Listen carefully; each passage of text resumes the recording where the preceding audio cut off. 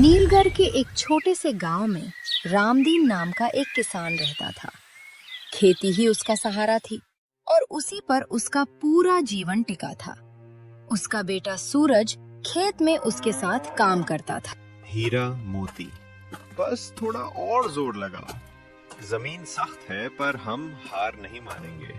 रहने दे सूरज, इन गायों को तकलीफ मत दे। जब आसमान ने ही मुंह मोड़ लिया तो ये जमीन क्या देगी। पिताजी आप छांव में जाकर बैठिए, मैं देख लूंगा। मिट्टी थोड़ी सूखी है, बस एक बार हल गहरा चला गया तो सब ठीक हो जाएगा। गहरा कैसे जाएगा? देख तो सही, मिट्टी में दरारें पड़ गई हैं। ये दरारें जमीन में नहीं, मेरे दिल में पड़ रही हैं। आप बस भरोसा रखिए, मैं हूं ना। माँ जरा पानी लाना पिताजी के लिए। दूर चूल्हे पर सूरज की माँ कोमल सूखी रोटियां बना रही थी। लाई बेटा, ये लीजिए पानी। आप अंदर जाकर आराम क्यों नहीं करते? सूरज कर लेगा। क्या कर लेगा कोमल? जब जमीन ही मर रही हो तो बेटा क्या कर लेगा? सूरज सुन, इधर आ। जी पिताजी। तुझे पता है ना, दया सागर रोज चक्कर काट रहा है। वो मोटरसाइकिल की आवाज मुझे रात को सोने नहीं देती। आने दीजिए उसे, मैं बात कर लूंगा। क्या बात करेगा? तू बच्चा है अभी, उसे बात करना नहीं आता, उसे सिर्फ छीनना आता है। तभी दूर से मोटरसाइकिल की आवाज आई। दया सागर की भारी बाइक धूल उड़ाती हुई खेत के किनारे आकर रुकी। रामदीन भाई, क्या हालचाल? अरे सूरज बेटा, तू अभी तक हल चला रहा है? इस मिट्टी में अब कुछ बचा ही कहाँ है? प्रणाम दया सागर जी, कहिए कैसे आना हुआ? बस यूं ही आया था। 1 लाख के कर्ज पर 48,000 तो सिर्फ ब्याज ही बन चुका है और ये हर महीने बढ़ता ही जा रहा है। फसल कटने दीजिए, हम आपका सारा पैसा जरूर चुका देंगे साहूकार जी। फसल? कहाँ है फसल सूरज? यहाँ तो सूखी घास भी मुश्किल से दिखती है। रामदीन भाई, ये कागज देख रहे हो? इन्हें तो बस नाम बदलना आता है। आप धमकी दे रहे हैं? नहीं बेटा, सलाह दे रहा हूँ। वक्त रहते मान जाओ तो इज्जत बच जाएगी, वरना बाजार तो वैसे ही बदनाम है।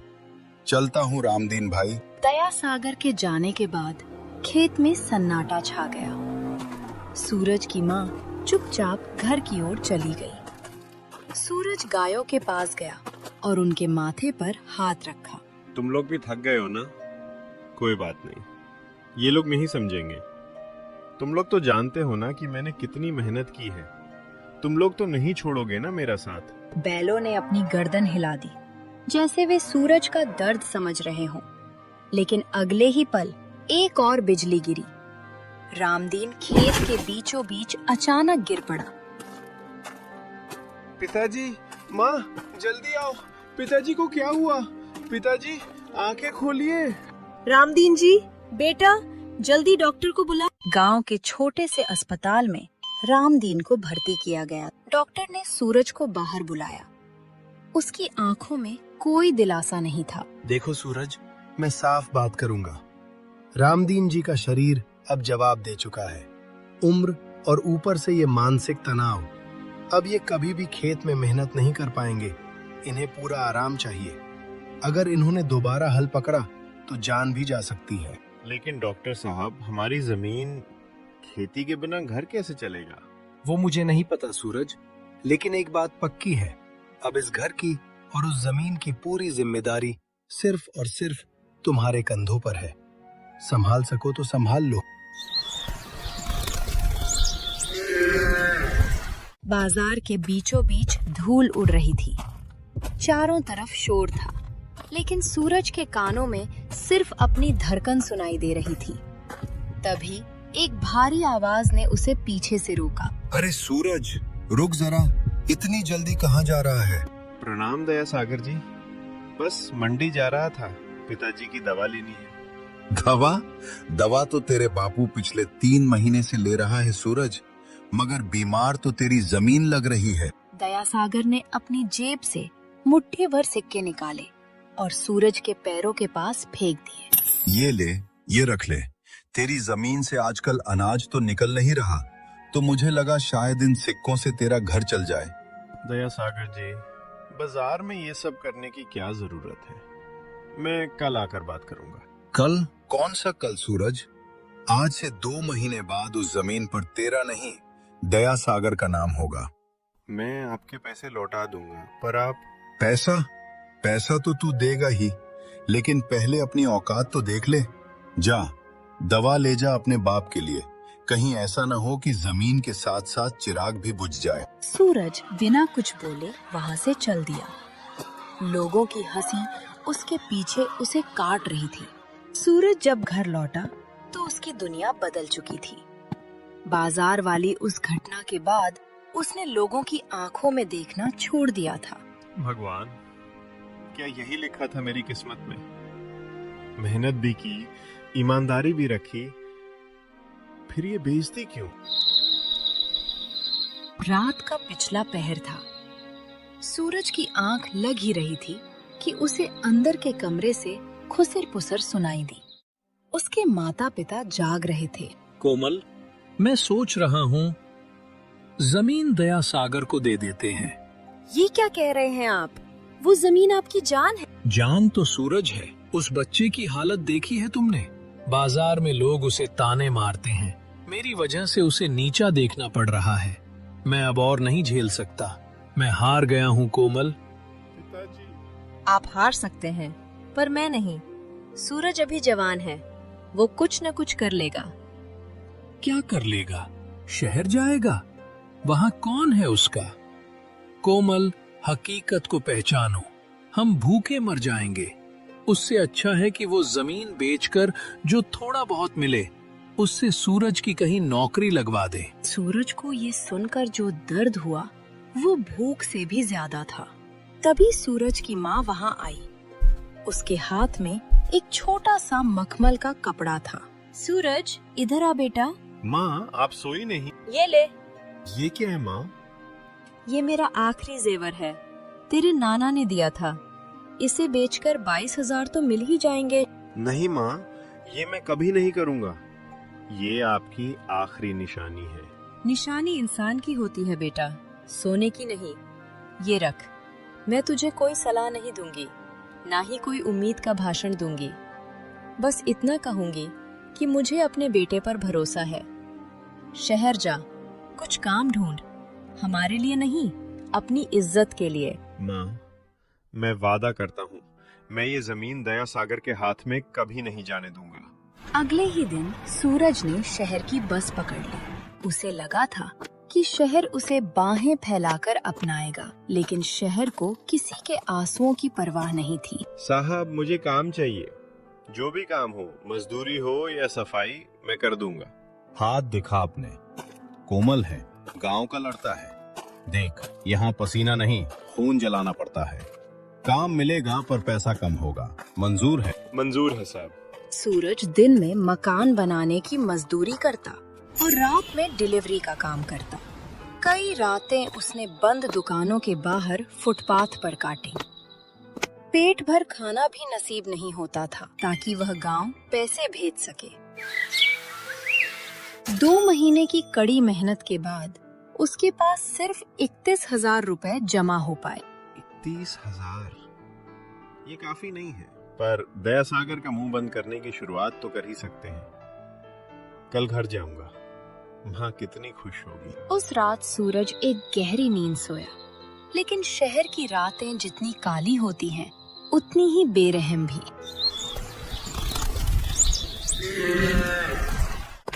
मेरा बैग, मेरी कमाई कहाँ गई? ओ भाई, किसी ने मेरा बैग देखा क्या? अरे ओ लड़के, यहाँ रोज हजारों आते हैं और हजारों का सामान चोरी होता है। शोर मत मचा, आगे बढ़। यहाँ पुलिस भी नहीं सुनती। साहब, मेरी 2 महीने की मेहनत थी। मेरे पिता की दवा, मेरी जमीन, सब उसमें था। कोई तो मदद करो। कोई मदद के लिए नहीं आया। शहर की भीड़ उसके पास से ऐसे गुजर रही थी जैसे वो कोई पत्थर हो। सूरज के पास अब न पैसे थे न हिम्मत। वह खाली हाथ गांव लौटा। माँ, मैं हार गया, सब कुछ चोरी हो गया। तू जिंदा लौट आया बेटा, मेरे लिए वही बहुत है। लेकिन दया सागर को इस बात से कोई फर्क नहीं पड़ता था। डेडलाइन खत्म हो चुकी थी। वो फिर से सूरज के घर के बाहर खड़ा था। इस बार उसके साथ कुछ गुंडे और हाथ में कानूनी कागजात थे। रामदीन भाई, वक्त खत्म। देखो सूरज, मैं बुरा आदमी नहीं हूँ। कागजों के हिसाब से तो ये जमीन अब मेरी है, लेकिन चलो मैं तुम्हें फसल काटने तक का वक्त देता हूँ। तब तक तुम इसी जमीन पर मजदूरी करो, मुझे कोई दिक्कत नहीं है। आप हमें अपनी ही जमीन पर मजदूर बना रहे हैं। जमीन अपनी तब होती है सूरज, जब उसकी कीमत चुकाई जाए। क्यों रामदीन भाई, जुबान क्यों बंद है? जो आपको ठीक लगे साहब। सूरज पूरी तरह टूट गया।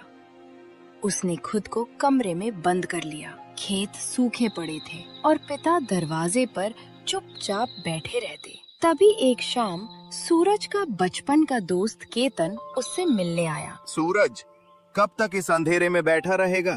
क्या करूं केतन, किस्मत ही खराब है। शहर गया तो वहां लुट गया, यहाँ आया तो अपनी ही जमीन पर मजदूर बन गया। सुन सूरज, मैं तुझे पैसे नहीं दूंगा, क्योंकि पैसे से तू सिर्फ कर्ज चुका पाएगा, अपनी इज्जत वापस नहीं ला पाएगा।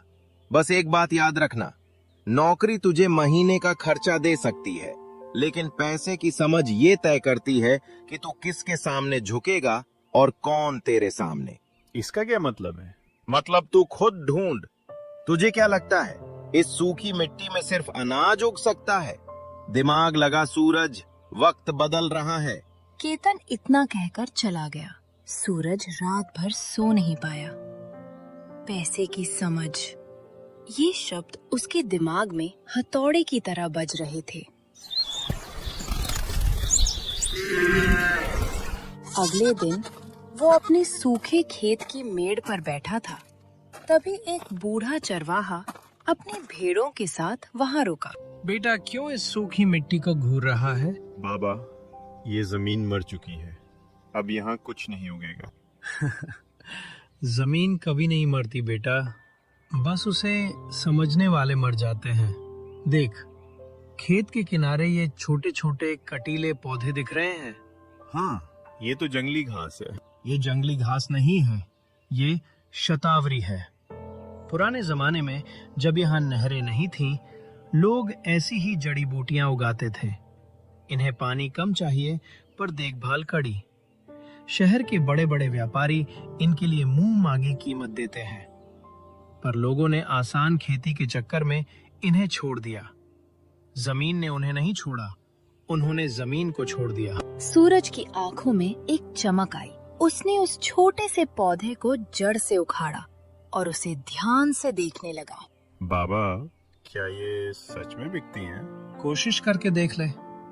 वैसे भी खोने के लिए तेरे पास अब बचा ही क्या है। सूरज ने उसी दिन तय कर लिया। उसने जमीन के एक छोटे से हिस्से पर उन औषधीय पौधों को उगाने का फैसला किया। जब वह काम पर लगा तो गांव वाले हंसने लगे। देखो भाई, सूरज पागल हो गया है, अनाज नहीं उगा पा रहा है, अब ये जंगली घास उगाएगा।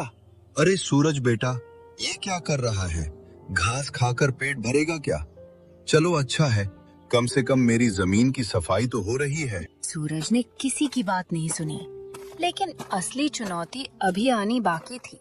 खेती के लिए उसे थोड़े और पैसों की जरूरत थी। साहब, मुझे एक छोटा सा लोन चाहिए। सूरज जी, आपका रिकॉर्ड देखिए, पहले से ही दया सागर का इतना बड़ा कर्ज है, हम आपको 1 रुपया भी नहीं दे सकते। लेकिन ये नया प्रोजेक्ट है, सॉरी, हम रिस्क नहीं ले सकते। सूरज हार मानने ही वाला था कि उसे एक छोटे कोऑपरेटिव बैंक के बारे में पता चला। वहाँ के मैनेजर ने उसकी मेहनत देखी थी। सूरज, मैं तुम्हें 1.2 लाख का लोन दे रहा हूँ, लेकिन याद रखना ये तुम्हारी जमीन के कागजों पर है।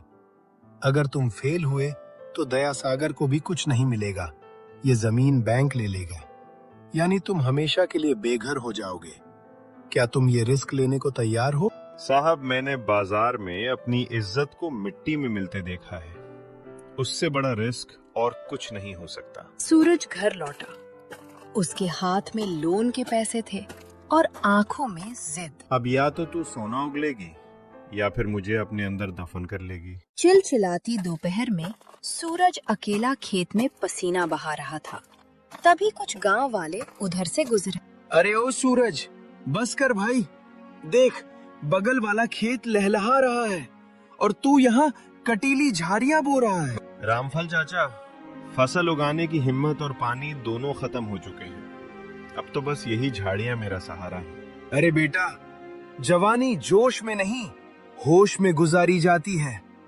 ये जो तू कर रहा है ना, इसे गांव में पागलपन कहते हैं। देख लेना, जब ये घास उगेगी ना, तो दया सागर इसे चारे की तरह अपनी भैंसों को खिला देगा। चाचा, अगर ये घास उगी तो ये सिर्फ मेरा पेट नहीं भरेगी, पूरे गांव की सोच बदलेगी।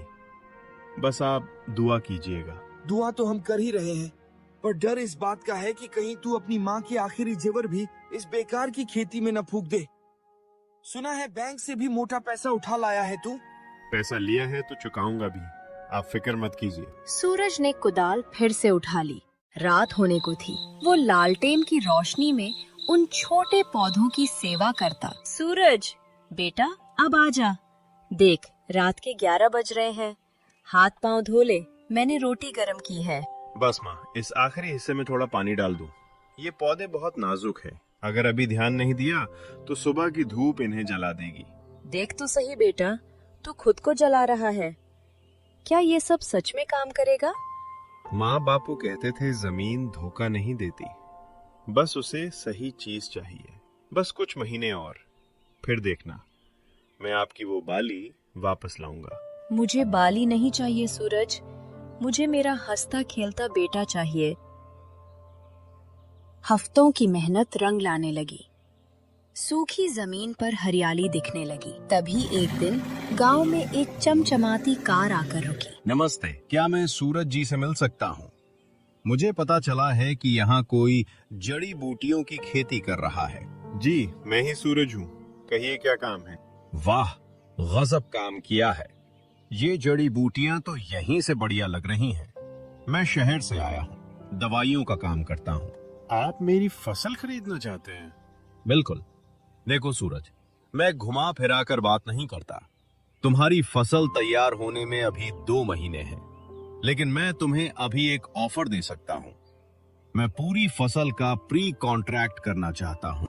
प्री कॉन्ट्रैक्ट मतलब ये कि भाव आज तय हो जाएगा। मैं तुम्हें 2.5 लाख रुपए दूंगा। 50,000 अभी एडवांस ले लो, बाकी फसल कटने पर। क्या कहते हो? सूरज की आंखों में चमक आ गई। 2.5 लाख? इससे तो बैंक का लोन भी चुक जाता और दया सागर का काफी हद तक मुंह बंद हो जाता। साहब, ये तो बहुत बड़ी रकम है।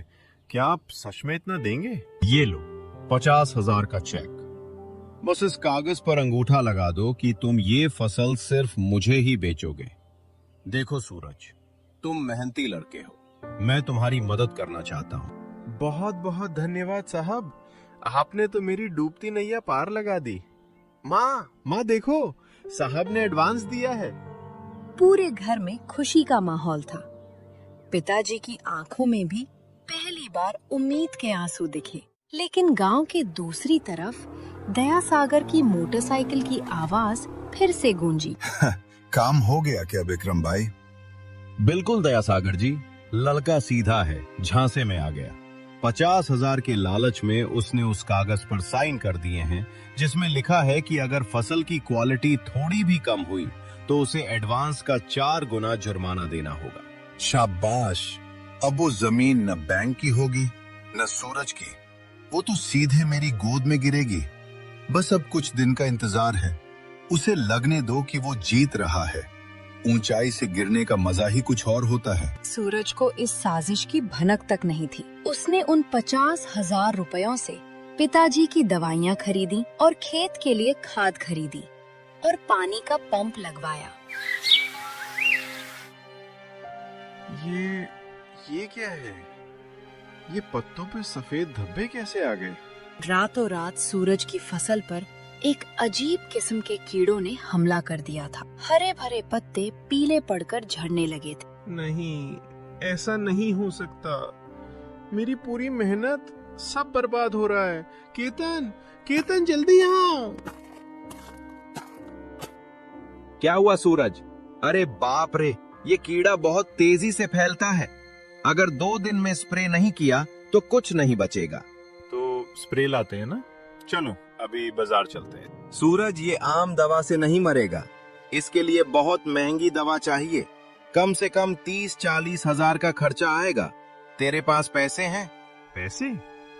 पैसे तो मैंने दवाइयों और खाद में खर्च कर दिए। मेरे पास तो अब 1 रुपया भी नहीं बचा। तो फिर किसी से उधार ले, वरना कल सुबह तक ये खेत श्मशान बन जाएगा। सूरज भागकर फिर से उसी बैंक के पास गया, लेकिन वहाँ से उसे धक्के मारकर बाहर निकाल दिया गया। वह गांव के हर उस शख्स के पास गया जो उसकी मदद कर सकता था, पर दया सागर के डर से सबने दरवाजे बंद कर लिए। साहब बस 40,000 रुपए दे दीजिए, मेरी फसल मर रही है। अगर वो बच गई तो मैं आपके एक एक पैसे चुका दूंगा। अरे सूरज बेटा, अभी तो शहर के बड़े बाबू आए थे ना, चेक देकर गए थे। अब हमसे क्यों मांग रहे हो? और हाँ, याद है ना, जमीन के कागज अब मेरे नहीं, बैंक के पास हैं। मैं अब चाहकर भी तुम्हारी मदद नहीं कर सकता। साहब आप तो बड़े आदमी हैं, दया कीजिए। मेरे पिताजी मर जाएंगे ये सदमा झेल कर। सदमे से तो वो वैसे भी मर रहे हैं सूरज। जा उस शहर वाले व्यापारी को फोन कर, शायद वो मदद कर दे। सूरज ने कांपते हाथों से विक्रम को फोन लगाया। उसे उम्मीद थी कि उसका खरीदार उसकी फसल बचाने में मदद करेगा। हेलो। हाँ सूरज, क्या हुआ? साहब खेत में कीड़े लग गए हैं। 40,000 चाहिए दवा के लिए, वरना फसल खत्म हो जाएगी। आप एडवांस में से काट लीजिएगा। क्या कीड़ा लग गया? देखो सूरज, कॉन्ट्रैक्ट के हिसाब से मुझे A ग्रेड फसल चाहिए। अगर तुम्हारी फसल खराब हुई तो मैं 1 रुपया भी नहीं दूंगा। और हाँ, याद है ना, अगर फसल नहीं दी तो तुम्हें 2 लाख रुपए जुर्माना देना होगा। क्या? 2 लाख? साहब आपने तो कहा था कि आप मेरी मदद कर रहे हैं। बिजनेस में कोई किसी का साथ नहीं देते हैं सूरज। दवा के पैसे खुद इंतजाम करो। अगर परसों तक खेत साफ नहीं हुआ तो मेरा वकील तुम्हारे घर पहुंच जाएगा। फोन रखो अब। सूरज के हाथ से मोबाइल गिर गया। उसे अब समझ आया कि वो कितनी बड़ी साजिश का शिकार हुआ है। सूरज, क्या हुआ बेटा? पिताजी मैं लुट गया। मैंने आपकी और माँ की इज्जत दांव पर लगा दी। मैं खत्म हो गया पिताजी। चुप हो जा बेटा, कुछ रास्ता निकलेगा। क्या रास्ता निकलेगा माँ?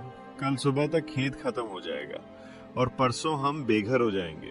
दया सागर जीत गया माँ, वो जीत गया। उस रात सूरज के घर में चूल्हा नहीं जला। तभी अचानक बाहर जोर की बारिश शुरू हो गई। वाह भगवान, तूने भी क्या समय चुना है। जो बची कुची कसर थी वो ये बारिश पूरी कर देगी। अब तो मिट्टी भी बह जाएगी। सूरज बारिश में भीगता हुआ अपने खेत की तरफ भागा। वो पागलों की तरह मिट्टी को बचाने की कोशिश कर रहा था। तभी उसे अंधेरे में एक परछाई दिखी। बेटा, तू मिट्टी को बचा रहा है या अपनी हार को? बाबा अब कुछ नहीं बचा। देखिए सब बह रहा है। ये बारिश श्राप नहीं, वरदान है सूरज। ध्यान से देख, ये कीड़े पानी बर्दाश्त नहीं कर सकते। अगर तू अभी इस बहते पानी का रुख मोड़ दे और इन पौधों की जड़ों में वो राख डाल दे जो मैंने तुझे बताई थी, तो शायद चमत्कार हो जाए। राख? कौन सी राख बाबा? नीम के पत्तों और गोबर की राख। जा अपने घर का चूल्हा खंगाल, जितनी राख है ले आ। ये महंगी दवाइयों से ज्यादा असर करेगी, लेकिन तुझे पूरी रात जागना होगा। हर एक पौधे को हाथ से साफ करना होगा। मैं करूंगा बाबा। मैं पूरी रात क्या, पूरी जिंदगी जागूंगा। सूरज ने रात भर बारिश और कीचड़ में काम किया।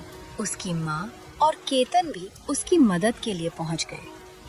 उन्होंने एक एक पौधे को नीम के पानी से धोया और राख डाली। केतन देख, कीड़े गिर रहे हैं। सूरज, ये तो सच में काम कर गया। पौधे अभी भी कमजोर हैं, पर मरेंगे नहीं। तूने कर दिखाया भाई। सूरज की आंखों में नींद नहीं, एक अजीब सा जुनून था। लेकिन उसकी खुशी ज्यादा देर नहीं टिकी। जैसे ही वो घर पहुंचा, उसने देखा कि दया सागर और बैंक के कुछ अधिकारी उसके घर के बाहर खड़े हैं। सूरज जी, हमें सूचना मिली है कि आपकी फसल पूरी तरह बर्बाद हो चुकी है और आप जुर्माना भरने की स्थिति में नहीं हैं। बैंक ने आपकी जमीन की नीलामी की प्रक्रिया शुरू करने का फैसला किया है। क्या? लेकिन मेरी फसल बच गई है। देखिए, मैं अभी दवा डालकर आया हूँ। ये देखो सूरज, विक्रम ने रिपोर्ट भेजी है कि फसल डिस्कॉर्ड हो चुकी है और बैंक को अपनी गारंटी चाहिए।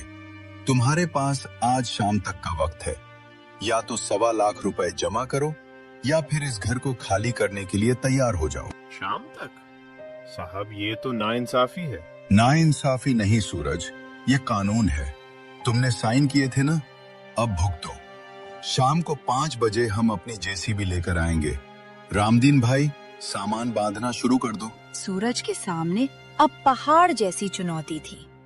फसल तो बच गई थी, लेकिन उसे बेचने में अभी भी वक्त था और बैंक को पैसा अभी चाहिए था। माँ, क्या अब भी कोई रास्ता बचा है? रास्ता हमेशा होता है सूरज, बस उसे ढूंढने की हिम्मत चाहिए। सूरज ने अपनी साइकिल उठाई और गांव से बाहर की तरफ पैडल मारने लगा। उसे नहीं पता था वो कहाँ जा रहा है। सूरज, रुक, कहाँ भाग रहा है? ऐसे भागने से 1.25 लाख रुपए नहीं मिलेंगे। तो क्या करूं केतन? घर पर पुलिस और बैंक वाले खड़े हैं। मेरी माँ के पास अब बेचने के लिए एक तिनका भी नहीं बचा। मैं उस विक्रम का गला दबा दूंगा। उसने मुझे धोखा दिया। गला दबाने से जेल मिलेगी, जमीन नहीं। मेरी बात सुन, वो विक्रम अकेला नहीं है। वो आरोग्य हर्बल्स नाम की एक बड़ी कंपनी का सप्लायर है। वो तेरा माल सस्ते में हड़प कर उन्हें महंगे में बेचना चाहता है। तो मैं क्या करूं? हम सीधे कंपनी के हेड ऑफिस चलेंगे। शहर यहाँ से 40 किलोमीटर दूर है। अगर हम 3 बजे तक वहाँ पहुँच गए और तूने अपनी फसल की असलियत दिखा दी तो शायद कुछ हो जाए। लेकिन मेरे पास कोई सर्टिफिकेट नहीं है, कोई कागज नहीं है।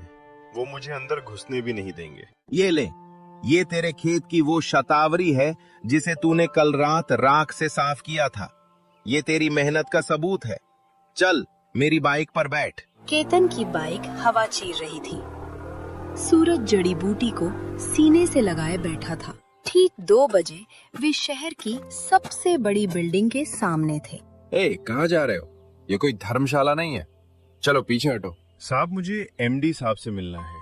बहुत जरूरी काम है। हमारी जमीन का सवाल है। एमडी साहब, वो तो जैसे भिखारियों से नहीं मिलते। देख अपनी हालत, भाग यहाँ से वरना पुलिस बुलाऊंगा। साहब, एक बार देख तो लीजिए। हम गांव से आए हैं। हमारे पास बहुत कीमती चीज है। कीमती? कबाड़ लग रहा है। चलो रास्ता साफ करो, साहब की गाड़ी आने वाली है। तभी एक काली चमचमाती कार गेट के अंदर दाखिल हुई। सूरज ने बिना सोचे समझे कार के सामने छलांग लगा दी। क्या हुआ? ये शोर कैसा है? साहब, बस 2 मिनट। मैं कोई भिखारी नहीं हूँ, किसान हूँ। ये देखिए, ये मेरे खेत की फसल है। आपके सप्लायर विक्रम ने मुझे धोखा दिया है। वो मेरी फसल को बर्बाद बता रहा है ताकि मेरी जमीन छीन सके। मुझे इन सब बातों में कोई दिलचस्पी नहीं है। गार्ड, इन्हें यहाँ से हटाओ। मेरा वक्त कीमती है। साहब, एक बार इसे देख लीजिए। अगर ये बी ग्रेड भी निकली तो मैं खुद आपके पहियों के नीचे जान दे दूंगा। सूरज की आवाज में वो दर्द और जुनून था कि एमडी रुक गए।